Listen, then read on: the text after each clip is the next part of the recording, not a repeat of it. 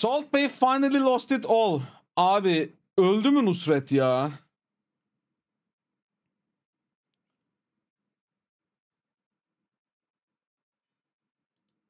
You ever watch someone fumble a billion-dollar empire so hard it makes you question if they were ever actually good at anything? Because that's Salt Bay right now. The man who turned sprinkling salt into a $1 million brand just watched his entire restaurant chain crumble faster than his reputation after that World Cup disaster. We're talking about a guy who went from dining with Leonardo DiCaprio and David Beckham to getting kicked out of Champions League after parties like a drunk college freshman. And honestly, it's been a long time coming, because Salt Bay didn't just lose his restaurants. He lost his mind, his credibility, and apparently his ability to read a room. Because while his empire was collapsing around him, this man was still out here trying to crash football events like he invented the sport. It's giving main character syndrome meets reality check, and the internet has been eating it up like it's free entertainment. Which, let's be honest, it basically is at this point. But to understand how spectacularly Salt Bay fumbled the bag, we need to rewind to when he actually had one. Back in 2017, Salt Bay was just a regular butcher in Istanbul until he posted a 36-second video of himself sprinkling salt down his arm. That clip got 16 million views and turned him into an overnight sensation. Suddenly, every celebrity wanted to eat at his restaurant, pay ridiculous prices for gold-covered steak, and watch him perform his little salt dance. It was peak internet culture meets fine dining, and for a while it actually worked. The man was charging $1,000 for steaks wrapped in gold leaf that you could buy on Amazon for $10. But people didn't care, because they weren't just buying food. They were buying the experience, the Instagram moment, the chance to say they ate at the viral chef's restaurant. Salt Bay became a living tourist attraction, and his restaurants in Dubai, Miami, London, and New York were packed with influencers and celebrities willing to drop serious cash for a photo op. But here's the thing about building your entire empire on a meme. Memes have expiry dates, and Salt Bay started going bad the moment he decided that being internet famous meant he could do whatever he wanted, wherever he wanted. The first major red flag was in 2018 when he posted Venezuelan President Nicolas Maduro at his Istanbul restaurant, while the Venezuelan people were literally starving and facing one of their worst economic crises in history. But Salt Bay was out here serving this dictator gold-plated steaks and posting about it like it was a flex. The backlash was immediate and brutal. But Ya bu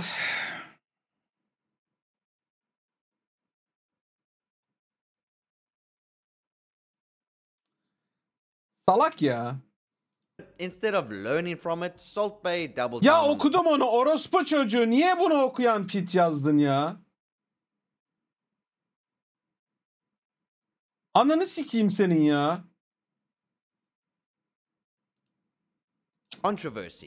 Because then came the World Cup incident. Ya bu çok kötüydü. Niye böyle bir şey? Abi bu adam gerçekten Tanrı sendromuna girdi ve yanına bu işten anlayan bir PR insanı alsa, ayda ona $100.000 bile verse şu an daha zengin olurdu.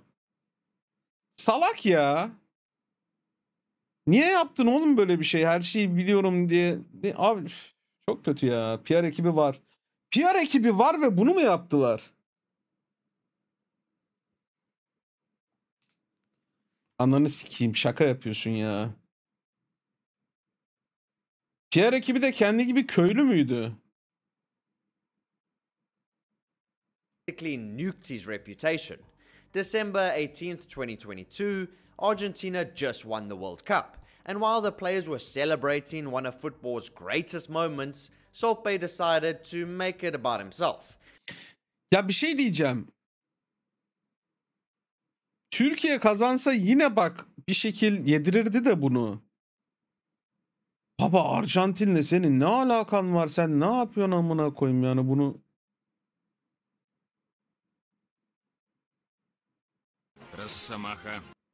Abi bu bir caktutus sekli dogrumu. Abi korkuyorum ya. Yanlış kardeşim. Ne bunu böyle soru mu olur?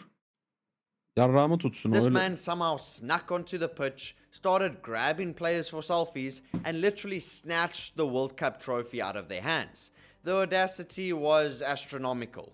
I mean, Messi's face said everything you needed to know about how inappropriate this was. But Salt Bae was too busy performing for the cameras to notice he was making everyone uncomfortable. The internet absolutely destroyed him for it. FIFA launched an investigation and banned him from all future official events. The same man who once had celebrities lining up to eat at his restaurants was now blacklisted from major sporting events. But did he learn his lesson? Of course not. Because earlier this year, he tried to crash a Champions League after party and got publicly escorted out by security like any other party crasher. He tried to play it off, but the second-hand embarrassment was off the charts. But while Salt Bae was busy embarrassing himself on the world stage, his restaurant empire was quietly falling apart behind the scenes. Turns out, when you build your business on spectacle instead of substance, people eventually catch on. His New York location got absolutely roasted by food critics, with one calling it New York's worst restaurant. The London location scraped a 2-star rating on TripAdvisor and was ranked near the bottom of over 23,000 restaurants in the city. People were paying premium prices for what many described as average food at best, and the reviews reflected that harsh reality. But the real tea came from his former employees, who started spilling about what it was really like working for Salt Bae. Multiple lawsuits revealed a workplace culture that was allegedly toxic as hell. Workers claimed he withheld tips, forced them to work 72-hour weeks without overtime, and created an environment where people were afraid to speak up. One lawsuit resulted in a $230,000 settlement, and immediately after, he fired the employees who sued him. The optics were terrible, but Salt Bae seemed more concerned with protecting his image than addressing actual problems. The most horrifying incident happened during one of his signature tableside fire shows in 2018. 4 customers got burnt, including a young model who suffered third-degree burns over 35% of her body. Now, instead of taking responsibility or showing any remorse, Salt Bae went radio silent. No apology, no public statements, nothing. It was like the incident never happened in his mind. But the internet doesn't forget, and neither do the people who got hurt. So as the controversies piled up, customers started doing the maths and asking uncomfortable questions. Why were they paying $55 for a Heineken? Why was a Red Bull $30? What exactly were they getting for their money besides watching a guy with sweaty arms sprinkle salt on overpriced meat? The luxury experience that once felt exclusive started feeling like a scam, and people began staying away in the masses. This is... Oğlum Heineken $55 Türkiye'de bile isteyemezsin ya. O kadar fahiş alkol fiyatlarında anasının amıymış. Heineken ne ya $55?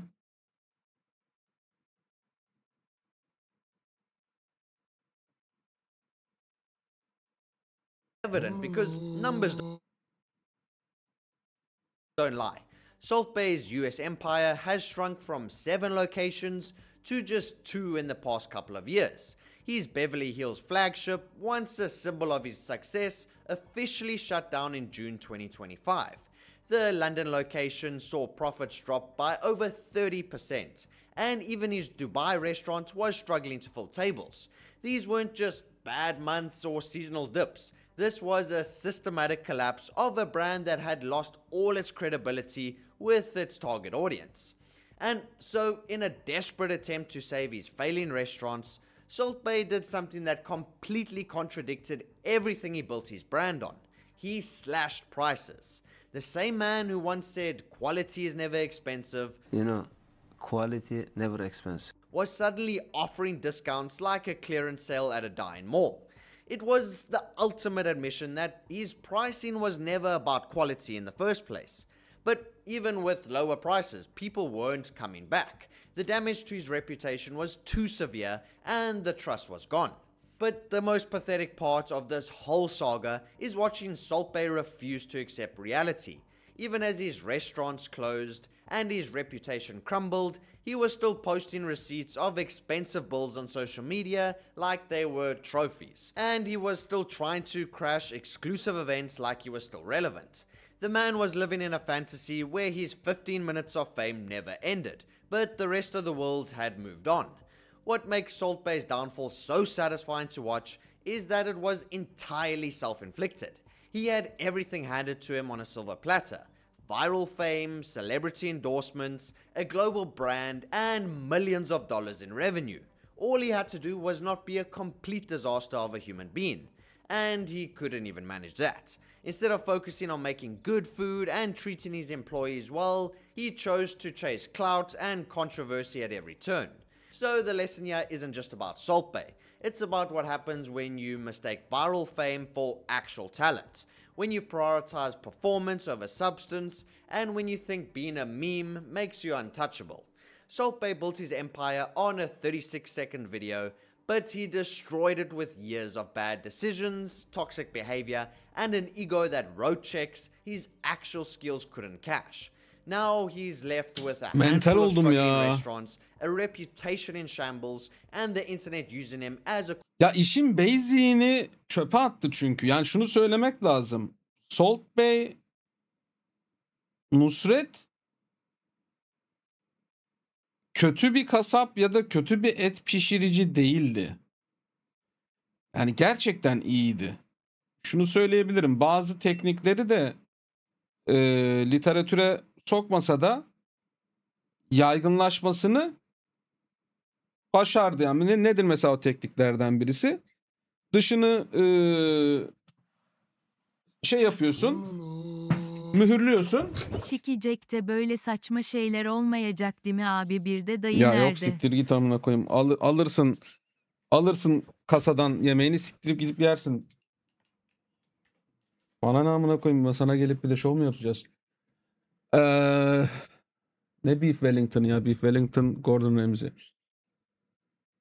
Ya dışını mühürlüyorsun etin. Sonra ince ince kesip ghee dediğimiz saf tereyağıyla, sıcak saf tereyağıyla içini pişiriyorsun üstüne dökerekten. Mesela bu güzel bir teknik.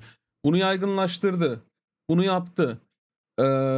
Ondan sonra bu altın olayını yaygınlaştırdı. Bence bir esprisi yok. Ama sade yağ mı deniyor ona Türkçesinde? Evet işte sade yağla falan. Hani böyle teknikleri vardı. İyiydi de ama bence onu bile düzgün bir şekilde bence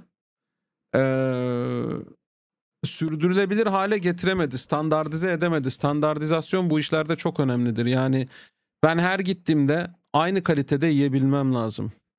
Her gittiğimde aynı kalitede yiyemiyorsam, bir keresinde şöyle bir keresinde böyle oluyorsa sikerler abi. Yani müşteri ikincide üçüncüde gelmemeye başlar. Bu iş böyledir yani. Bu iş budur.